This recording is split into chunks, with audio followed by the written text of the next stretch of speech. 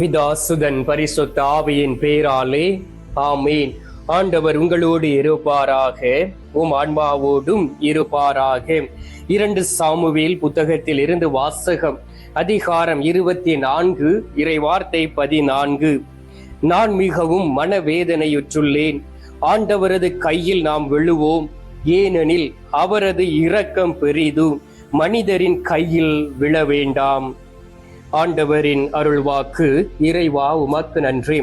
கிறிஸ்துவுக்குள் பிரியமான என் அன்பு சகோதர சகோதரிகளே, நம் ஆண்டவராகிய இயேசு கிறிஸ்துவினுடைய மாசு மறுவற்ற பெயரினால் உங்களையும் உங்களுடைய குடும்பத்தையும் நிறைவாக ஆசீர்வதிக்கின்றேன். ஆண்டவர் தாமே உங்களுக்கு பக்க பலனாய் இருந்து இந்த நாள் முழுவதும் உங்களை பாதுகாத்து வழிநடத்துவாராக. பிரியமானவர்களே, அநேக முறை நாம் செய்யக்கூடிய ஒரு தவறு என்னவென்றால், நாம் மனிதர்களை நம்புகின்றோம், மனிதர்களுடைய கைகளில் விழுந்து விடுகின்றோம். மனிதர்களுடைய கையில் விழுந்தால் நம்முடைய வாழ்க்கையில் என்ன நடக்கும் என்பதை நாம் புரிந்து இருக்க வேண்டும். உங்களையும் என்னையும் படைத்தது ஆண்டவர் கடவுள்.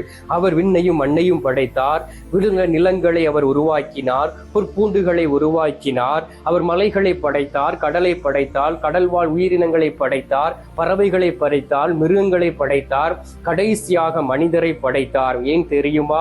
எப்பொழுதுமே ஆண்டவரிடம் நாம் ஆலோசனை கேட்டு அவரோடு பேசி அவரை மகிமைப்படுத்தி வாழ்வதற்காக அவர் நம்மை படைத்தார். அன்பார்ந்தவர்களே, நமக்குள் இருக்கக்கூடிய அந்த ஆத்துமா எப்பொழுதும் ஆண்டவருக்காக ஏங்கிக் கொண்டு இருக்கின்றது. அதையும் நாம் அறிந்திருக்கின்றோம்.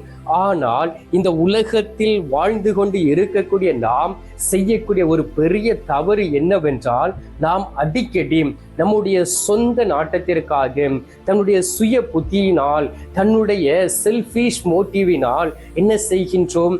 மனிதர்களை தேடி சென்று மனிதர்களுடைய ஆதரவை நாடி அவர்களுடைய கைகளில் விழுந்து விடுகின்றோம். இப்படி அநேக இளைஞர்கள் தங்களுடைய வாழ்க்கையையே அழித்து கொண்டு இருப்பதை பார்க்க முடிகின்றது. இளம் பெண்களுடைய வாழ்க்கையை நாம் பார்க்கின்றோம், இளைஞர்களுடைய வாழ்க்கையை பார்க்கின்றோம். மனிதர்களை தேடி தேவையில்லாத உலகபூர்வமான காதலில் சிக்கிக்கொண்டு அன்பை தவறாக புரிந்து கொண்டு தன்னுடைய வாழ்க்கையை அழித்து கொண்டு இருக்கக்கூடியவர்கள் அநேக பேர் உண்டு. பாருங்கள், இந்த நாளில் நாம் வாசிக்க கேட்டோம் 2 சாமுவேல் 24வது அதிகாரம் 14வது இறை வார்த்தையிலே மக்கள் தொகையை தாவீது கணக்கெடுக்கின்றார். மக்களை பெருக செய்தது ஆண்டவர் என்பதை நாம் அறிந்து இருக்கின்றோம். அவர் சொல்லுகின்றார், அபிரகாமிடம் பேசினார், அவர் மோசேயிடம் பேசினார், ஈசாக்கிடம் பேசினார், யாக்கோபிடம் பேசினார் என்பதை நாம் புரிந்து இருக்கின்றோம் முகமுகமாக. அதே போல் தாவீதோடும் பேசக்கூடிய பழக்கம் கடவுளுக்கு இருந்தது. ஏனென்றால் கடவுளை அவரை தேர்ந்தெடுத்தார். ஆனால் தாவீது மீண்டும் கடவுளுக்கு எதிராக ஒரு தீமையை செய்கின்றார். கடவுளிடம் ஆலோசனை கேட்காமல், கடவுளோடு பேசி அவரிடம் இருந்து வார்த்தையை பெற்றுக்கொள்ளாமல் மக்கள் தொகையை அவர் கணக்கெடுக்கின்றார். இது ஆண்டவருக்கு மிகவும் ஒரு அருவருப்பான ஒரு காரியமாகவும் ஒரு பாவமான ஒரு காரியமாகவும் தெரிகின்றது. அப்பொழுது ஆண்டவர் என்ன சொல்லுகின்றார்? அதிகாலையிலே தாவீது திரிகாட்சியாளராகிய இறைவாக்கினர் காத்திருக்கும் ஆண்டவருடைய வாக்கு அருளப்பட்டது. நீ சென்று இவ்வாறு ஆண்டவர் கூறுவதை தாவீதிடம் சொல் என்று சொன்னார். எனவே நான் உன் மீது 3 தண்டனைகளை குறிப்பிடுகின்றேன், ஒன்றை தேர்ந்தெடுத்து அதன்படி நான் செய்வேன் என்று அந்த காத்து என்று சொல்லக்கூடிய அந்த இறைவாக்கினரை தாவீதிடம் அனுப்புகின்றார். 2 சாமுவேல் 24வது அதிகாரம் 11 முதல் 13 வரை உள்ள இறை வார்த்தைகளை வாசித்து பாருங்கள். அதில் சொல்லப்பட்டு இருக்கின்றது. உடனடியாக பாருங்கள், தாவீது தான் செய்த பாவத்தை உணர்ந்து, தான் செய்த குற்றத்தை உணர்ந்து ஆண்டவரோடு அவர் பேசுகின்றார், ஆண்டவரோடு அவர் உறவாடுகின்றார். அந்த காத்து என்கின்றவரிடம் சொல்லுகின்றார், மக்கள் அனைவரையும் ஒன்றாக கூப்பிட்டு அவர்களோடு பேசுகின்றார். நான் மிகவும் நொறுக்கப்பட்டு இருக்கின்றேன், மனவேதனையில் இருக்கின்றேன். ஆண்டவருடைய கையில் நாம் விழுவோம், ஏனெனில் அவரது இரக்கம் பெரியது. இதுவரை மனிதருடைய கையில் விழுந்தது போதும், மனிதருடைய கையில் விழ வேண்டாம் என்று சொல்லி அவர் சொல்லுகின்றார். எனவே தான் சங்கீதம் 118 நீங்கள் வாசித்து பாருங்கள். அதில் சொல்லப்பட்டு இருக்கின்றது, மனிதன் மீது நம்பிக்கை வைப்பதை விட கடவுள் மீது நம்பிக்கை வைப்பதே நலம் என்று சொல்லப்பட்டு இருக்கின்றது. ஆம் அன்பார்ந்தவர்களே, ஆண்டவரை தேட வேண்டும்.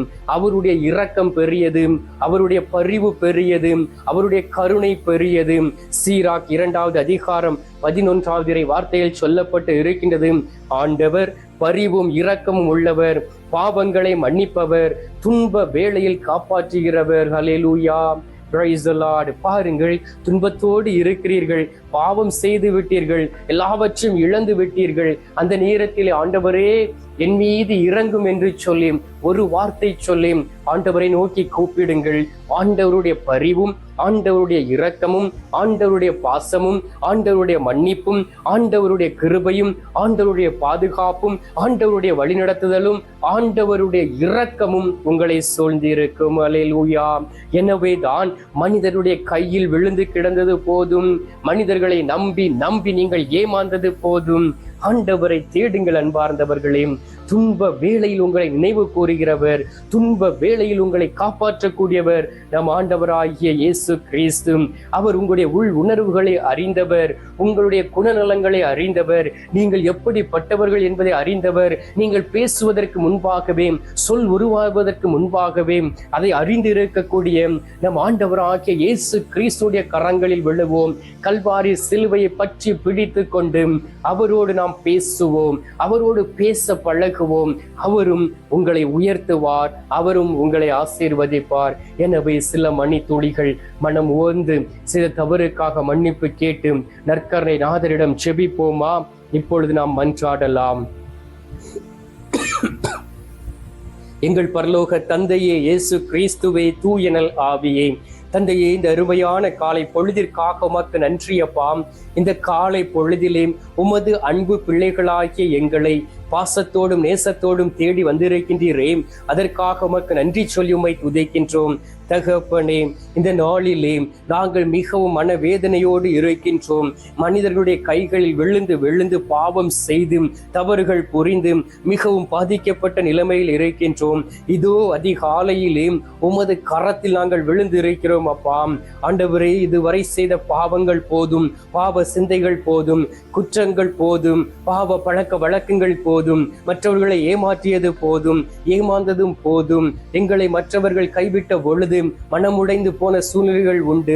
தகப்பனே, நாங்கள் பார்க்கின்றோம், வாசிக்கின்றோம். எஸ்ஐயா 25:8 சொல்லப்பட்டு இருக்கின்றது, என் தலைவராகிய ஆண்டவர் எல்லா முகங்களிலும் இருந்து கண்ணீரை துடைத்து விடுவார் என்று. ஆம் தகப்பனே, யார் யாரெல்லாம் கண்ணீரோடு இருக்கிறார்களோ, யார் யாரெல்லாம் கஷ்டத்தோடு இருக்கிறார்களோ, யார் யாரெல்லாம் வேதனையோடு இருக்கிறார்களோ, அவர்களை நீர் ஆசீர்வதியும், அவர்களுடைய கண்ணீரை நீர் துடைத்திடுவீராக. எல்லா முகங்களிலும் இருந்து கண்ணீரை துடைத்து எல்லோரையும் ஆசீர்வதிக்கக்கூடிய ஒரு தகப்பனாய் நீர் இருக்கிறபடியினால் ஆண்டவரே, உம்மை மட்டுமே நாங்கள் போற்றி புகழ்வோம். ஆண்டவரே, மனிதர்களை நம்பி ஏமாந்தது போதும், இனி வாழக்கூடிய நாட்களிலே ஆண்டவரே உமது கரங்களில் தவழக்கூடிய அன்பு மகனாக மகளாக உருமாறிட வேண்டுமாய் வை நோக்கி செபிக்கிறோம் அப்பா. இந்த அதிகாலையிலே தகப்பனே, நீர் எங்களுடைய ஜெபத்தை கேட்டிருப்பதற்காக உமக்கு நன்றி. ஜெபத்தை கேட்டு பதில் தந்திருப்பதற்காக உமக்கு ஸ்தோத்திரம், ஸ்தோத்திரம், ஸ்தோத்திரம்.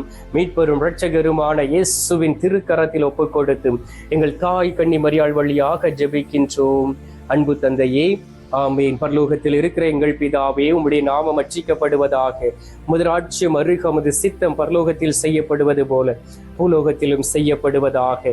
எங்கள் அனுதின உணவை எங்களுக்கென்று அளித்தருளும்.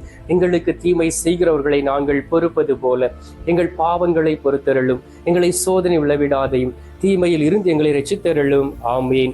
அருள் இறைந்த மரியே வாழ்க, கர்த்தரும் உடனே பெண்களுக்குள் ஆசீர்வதிக்கப்பட்டவள் நீரே. உம்முடைய திரு வயிற்றின் கனியாகிய இயேசுவும் ஆசீர்வதிக்கப்பட்டவரே. அஜிஷ்டம் மரியே, சர்வேசுடைய மாதாவை, பாவிகளா இருக்கிற எங்களுக்காக இப்பொழுதும் எங்கள் மரண நேரத்திலும் வேண்டிக் கொள்ளும். ஆமேன். பிதாவுக்கும் சுதனுக்கும் பரிசுத்த ஆவிக்கும் மகிமை உண்டாவதாக. ஆதியில் இருந்தது போல இப்பொழுதும் எப்பொழுதும் என்றென்றும் இருப்பதாக. ஆமேன். அன்பார்ந்தவர்களே, மனிதர்கள் கையில் உள்ள வேண்டாம், கடவுளுடைய கரத்தில் தவழக்கூடிய அன்பு பிள்ளைகளாய் இருப்போம்.